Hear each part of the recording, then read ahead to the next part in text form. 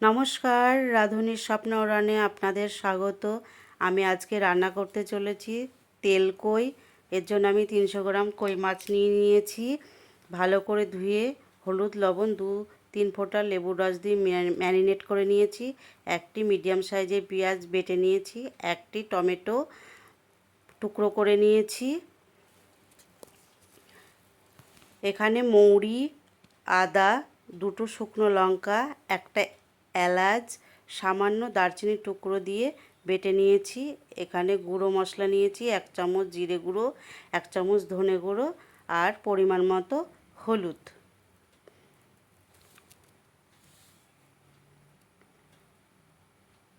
রান্নাটা আমি পুরো সর্ষের তেলেই করব। গ্যাস ধরিয়ে আমি মিডিয়াম আঁচে পরিমাণ অনুযায়ী তেল মিডিয়াম গরম করে নিয়েছি। মাছটা মিডিয়াম গরমেই ভাজতে হবে, না হলে মাছটা ভালো ভাজা হবে না। মাছটা আস্তে আস্তে ভেজে নেব।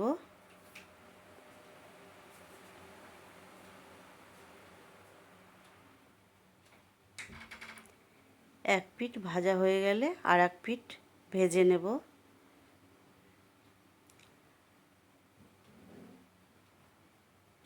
আমি চ্যানেলে নতুন, যদি কোনো ভুল ত্রুটি হয় আপনারা ক্ষমা করে দেবেন। মাছের এই পিঠটাও ভালো করে ভাজা হয়ে গেছে। এবার তেল থেকে মাছগুলো তুলে নেব।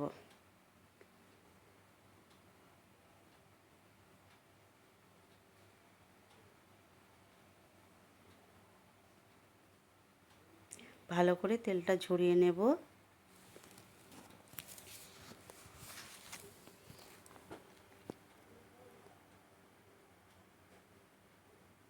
এই তেলেই আমি রান্নাটা করব।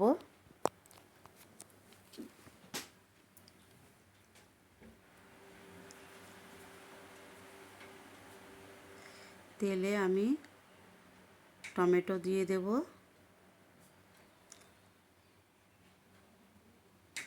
তেলে প্রথমে টমেটো দিলে টমেটোর যে ন্যাচারাল কালার সেটা তেলের সঙ্গে চলে আসে। এতে রান্নার কালারটা খুব সুন্দর হয়। 1 মিনিট নেড়ে চেড়ে টমেটোটা ভেজে নেব, নাহলে টমেটোর কাঁচা গন্ধ থেকে যাবে। 1 মিনিট মতো প্রায় ভেজে নিয়েছি। এবার আমি দিয়ে দেব পেঁয়াজ বাটা। পেঁয়াজ বাটা আর টমেটোটা আবারও 1 মিনিট তেলে ভালো করে নেড়ে চেড়ে ভেজে নেব।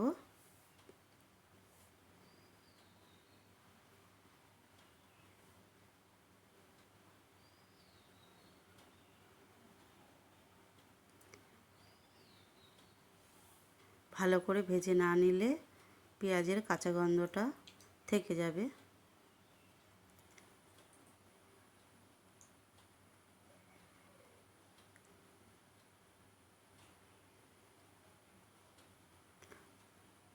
পেঁয়াজ টমেটোটা ভালোভাবে ভাজা হয়ে গেছে। আমি বলতে ভুলে গেছিলাম, মৌরি, শুকনো লঙ্কা, দারচিনি আর একটা এলাচ, ওটা আমি গরম জলে একটু ভিজিয়ে রেখেছিলাম। মশলাটা তেলে দিয়ে দিলাম।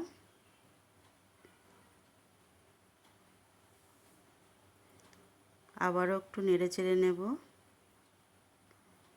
এরপরে যে গুঁড়ো মশলাটা সেটা দিয়ে দেব।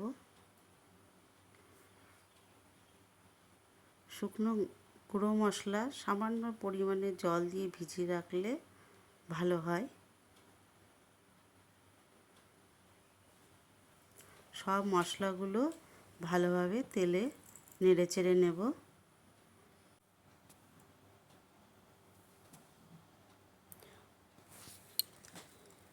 মশলাটা ভাজা হয়ে গেছে।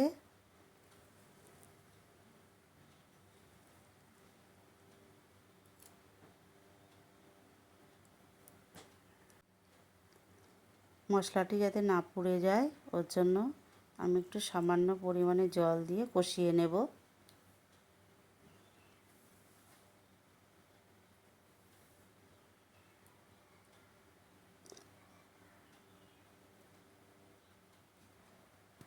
মশলাটা ফুটে উঠলে তারপরে আমি মাছগুলো ছেড়ে দেব।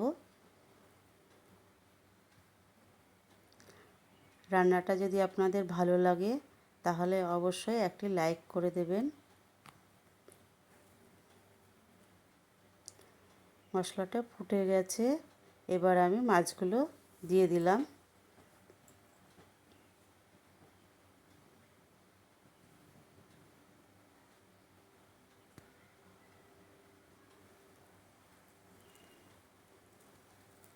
আর আপনার পরিচিতদের মধ্যে অবশ্যই রান্নাটা শেয়ার করে দেবেন।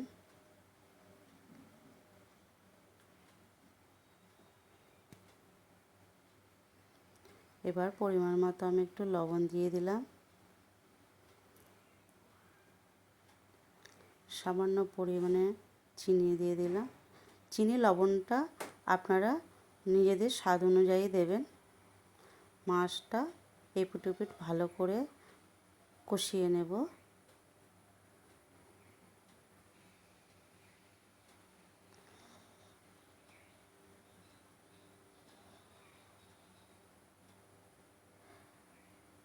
আপনারা এইভাবে বাড়িতে ট্রাই করে দেখতে পারেন।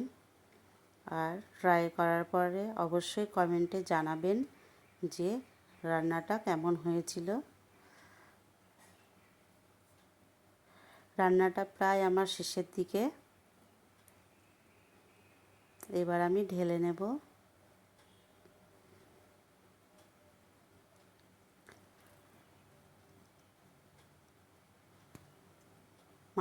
মাছ থেকে মশলার গা থেকে তেলও ছেড়ে এসছে দেখুন। আর আমার চ্যানেলটিতে একটি সাবস্ক্রাইবের জন্য আপনাদের কাছে অনুরোধ রইল। ধন্যবাদ।